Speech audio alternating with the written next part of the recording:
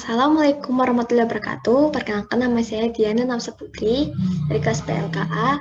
Di sini saya akan menjelaskan mapping materi tentang dana pensiun dan kartu plastik. Yang pertama, dana pensiun. Pengertiannya, dana pensiun merupakan sebuah dana yang dikumpulkan oleh perusahaan yang merupakan hak seorang pensiunan dari perusahaan tersebut. Dana pensiunan biasanya berupa uang yang dapat diambil setiap bulannya atau diambil sekaligus pada saat seseorang memasuki masa pensiun, tergantung dari kebijakan dalam suatu perusahaan. Selanjutnya, jenis-jenis. Jenis dana pensiun, menurut Undang-Undang Nomor 11 Tahun 1992, dana pensiun terdiri dari 3 jenis. Yang pertama, dana pensiun pemberi kerja. Yang kedua, dana pensiun lembaga keuangan. Yang ketiga, dana pensiun lembaga asuransi kesehatan. Selanjutnya, tujuannya. Yang pertama, bagi perusahaan, yaitu ada memberikan rasa aman kepada karyawan yang telah lama mengabdi pada perusahaan terhadap masa yang akan datang, yaitu masa pensiun. Yang kedua, diharapkan dapat meningkatkan loyalitas karyawan terhadap perusahaan serta meningkatkan motivasi kerja. Yang ketiga, meningkatkan citra perusahaan di mata masyarakat dan pemerintahan. Yang kedua, bagi karyawan. Bagi karyawan, pertama mendapat jaminan terhadap masa pensiun karena tetap memiliki penghasilan.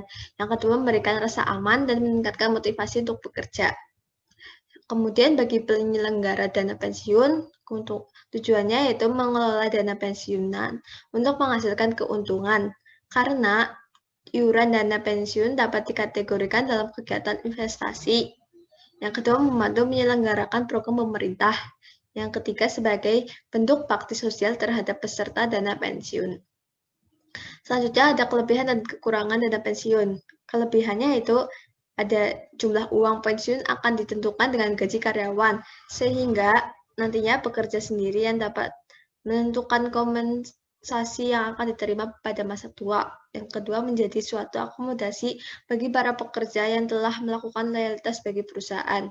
Kekurangannya ada dua, risiko hanya ditanggung oleh perusahaan dengan syarat dan ketentuan yang berlaku. Yang kedua, merupakan program yang sulit dikelola dari sisi administratifnya.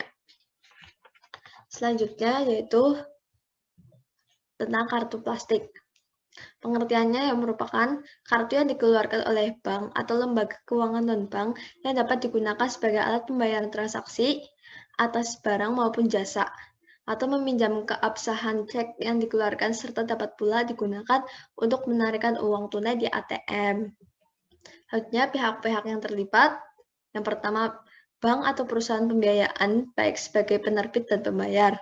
Yang kedua, pedagang atau merchant sebagai tempat belanja. Yang ketiga, pemegang kartu atau card holder, nasabah yang namanya tertera dalam kartu tersebut dan yang berhak menggunakannya untuk berbagai keperluan transaksi. Selanjutnya ada fungsi kartu plastik, yaitu yang pertama sumber kredit, yang kedua penarikan uang tunai, yang ketiga penjaminan cek. Kemudian jenis-jenis kartu. Dilihat dari segi fungsinya ada card, terus credit card, debit card, cash card, dan check guarantee card. Berdasarkan wilayah, ada kartu lokal dan kartu internasional. Selanjutnya, keuntungan dan kerugian. Keuntungan bagi pemegang kartu yang pertama tidak perlu membawa banyak uang tunai dan aman, itu pasti. Yang kedua, sistem pembayaran fleksibel. Yang ketiga, membeli barang dengan kredit. Yang keempat, purchase protection plan otomatis bagi setiap barang yang dibeli dengan card. Yang kelima, bantuan perjalanan luar dan dalam negeri. Kerugiannya itu, yang pertama, bagi bank dan lembaga pembiayaan, jika terjadi pembayaran yang macet, sulit untuk menagih karena tidak ada jaminan benda-benda berharga. Yang kedua, bagi nasabah pemegang kartu, nasabah cenderung boros dalam berbelanja. Selain itu, ada biaya tambahan setiap kali melakukan transaksi. Jadi gitu. Sekian ya, mind mapping dari saya. Wassalamualaikum warahmatullahi wabarakatuh.